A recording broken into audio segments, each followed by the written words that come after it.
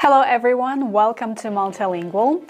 I'm Karina, a certified Cambridge examiner, and I regularly examine students in speaking for CAE, Cambridge Advanced Exam. So if you're going to take this exam, then I highly recommend that you watch this video. As an examiner, I do understand why people might have performed better but failed. This is what we call underperforming.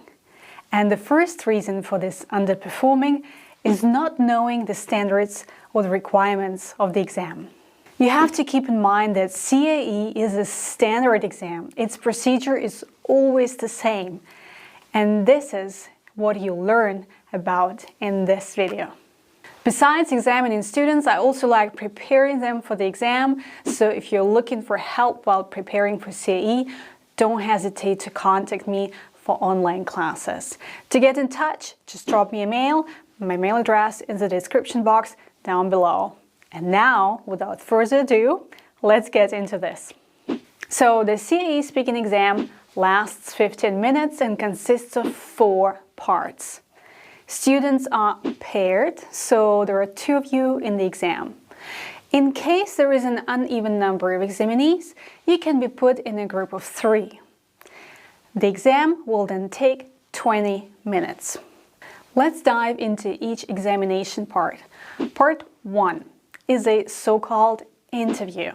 In a number of short turns, you'll be asked questions about yourself.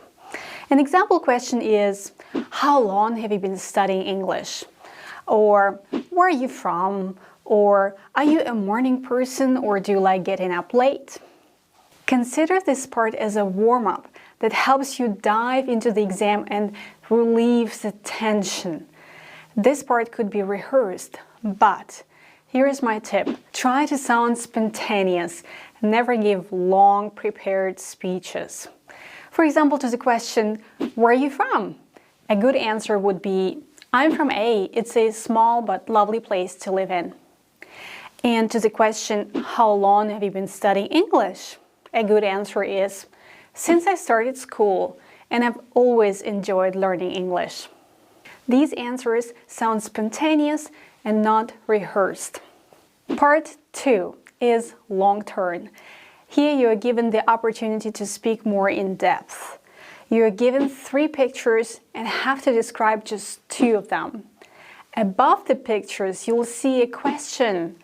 Try to give an answer to the question based on the pictures. For example, in these pictures, you see people working in severe weather conditions. Describe 2 of the pictures and say how these severe weather conditions might influence the workflow. After your partner has finished, you have to comment briefly on their pictures. For example, for these pictures, the examiner might ask, which of the jobs would be most difficult to finish? My tip here, please stay focused while listening to another student describing their pictures. It's always good if you can connect your ideas with what they've said. Part 3 is a collaborative task. It's called collaborative because its main idea is that you collaborate with your partner.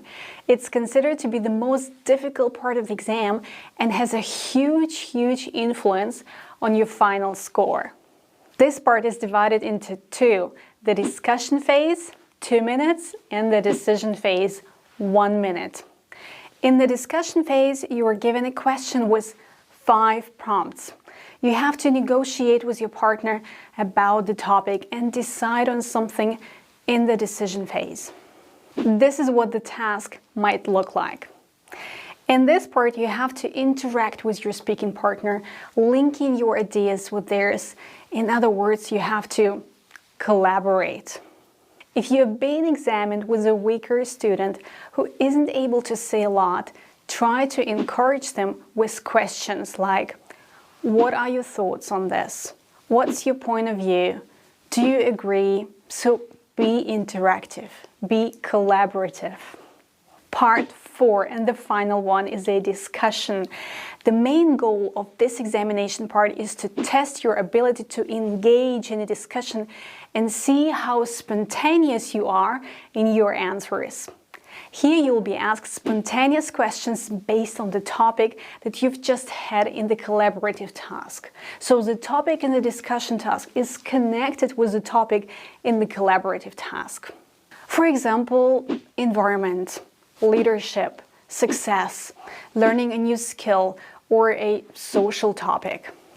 You can be asked alternatively, or a question might be thrown to both of you for a discussion with your speaking partner. Tip: if you didn't quite get the question, ask the examiner to repeat it. You won't be punished for that.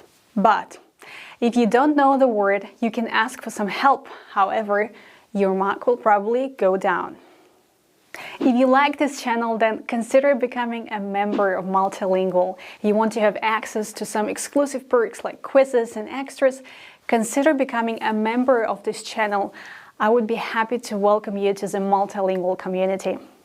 And again, if you need help in the exam preparation or you have just some questions about the exam, don't hesitate to contact me. You'll find my email address in the description box down below. And finally, I have 2 general tips for you. Tip number 1, never think about the time. Just keep talking. The examiner is paying attention to the time. They will stop you when they have to. So focus on the task and try to use up all the time given. Tip number 2, be consistent throughout the test. A good beginning makes a good ending, and vice versa. You have to keep the same level of English for all 15 minutes.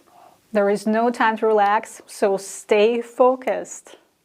Okay guys, that's it for today. That's everything I want to tell you about the exam. I hope you liked this video. Don't forget to give me a thumbs up. Don't forget to subscribe, and I'll see you in my next one. Mwah. Bye.